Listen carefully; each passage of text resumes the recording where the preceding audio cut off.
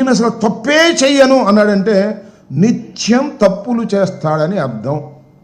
నా అంత విశ్వసనీయత కలిగిన రాజకీయవేత్త ఈ దేశంలో లేడు అంటే అంత విశ్వాసఘాతకుడు ఈ రాజకీయాల్లో ఈ దేశంలో ఎవ్వడూ లేడు అని అర్థం.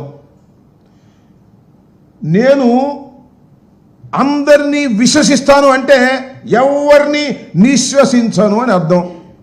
నేను అక్రమాలు చెయ్యను అన్నాడా, రోజు అక్రమాలు చేస్తాడని అర్థం. నేను ఇదంతా ఎందుకు మీకు ప్రత్యేకంగా చెప్పాల్సిన అవసరం ఏముంది? చంద్రబాబు నాయుడు గారు ఉమ్మడి రాష్ట్రం అయిపోయిన తర్వాత విడిపోయిన తర్వాత హైదరాబాద్లో ఒక ఎమ్మెల్సీని కొనడం కోసం డబ్బులు సరఫరా చేస్తూ లైవ్లో దొరికిపోయాడు. అవునా? నేనన్నా కల్పించానేది?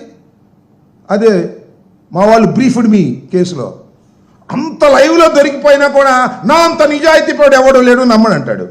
ఈ పత్రికలేమో వాళ్ళు చంద్రబాబు నాయుడు గారు అంత నిజాయితీ పరులు ఎవరు లేరండి, ఈ భారత రాజకీయాల్లో ఆయనంత స్వచ్ఛమైనటువంటి రాజకీయ నాయకుడు ఎవరు లేరు అని చెప్తాడు. మనం నమ్మాలి.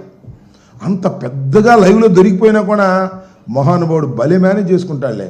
చక్కగా వ్యవస్థలన్నిటినీ మేనేజ్ చేసుకుని తప్పుకుని బయటికి రాగలిగినటువంటి, ఎన్ని ఘోరాల నుంచి అయినా తప్పుకుని రాగలిగినటువంటి గొప్ప వ్యక్తి చంద్రబాబు నాయుడు గారు.